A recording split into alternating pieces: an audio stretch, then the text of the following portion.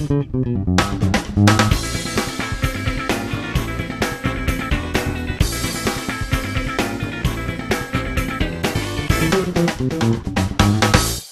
not going to spend a whole lot of time with this review because there's not much that needs to be said about this movie. There is a right way and there is a wrong way to make a children's film. Disney Pixar has discovered how to make a kids film the right way. However, Disney by itself seems to trail in that regard. This is the wrong way to make a kids film. This entire story just lacks substance, and the plot is god-awful. Now, I'm sure some of you are saying, well, it's a kids film, give it a break. I shouldn't have to say that, because with other kids films, primarily put out by Pixar, you don't have to criticize the plot, because they're great. So, from here on out, I'm going to hold every children's film to the standard which Pixar has set, because those films are incredible. However, if you cannot live up to those standards, do not put out the children's film. So let me try to give you a brief summary of the plot to this film. You have these guinea pigs who have been trained and slightly mutated to speak the English language and also how to use advanced technology from the FBI. They're going out and doing secret missions for the FBI, blah blah blah.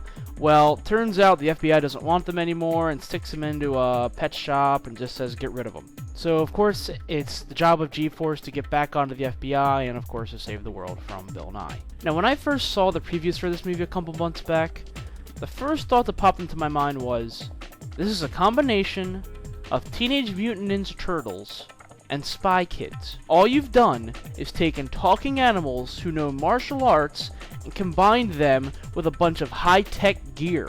Throw in a couple of fart jokes occasionally and you have a kids film.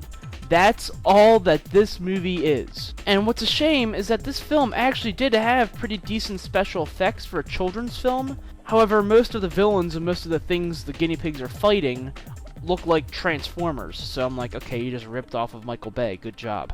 But other than that, there's not much I can really say about this movie. The plot completely lacked substance, the humor was terrible, and the movie was boring. Now, I know the kids are pretty much going to love this movie because they're going to love anything with talking animals in it. But this is a message for all the parents. If you're going to take your kids to a children's film, don't take them to this. Go see Up for the second time. Because that story is 50 times better than the story you can get in this film. So, final rating. Again, I know this is a short review, but this is a pretty much pointless movie. And even though it is a children's film and I feel bad ripping on a kid's film, this is not good. As I mentioned before, there is a right way to make a kid's film. And if you're going to do it, get Pixar to do it. They've discovered how to do it. This is not the way to do it. I'm going to give this movie 1.5 stars.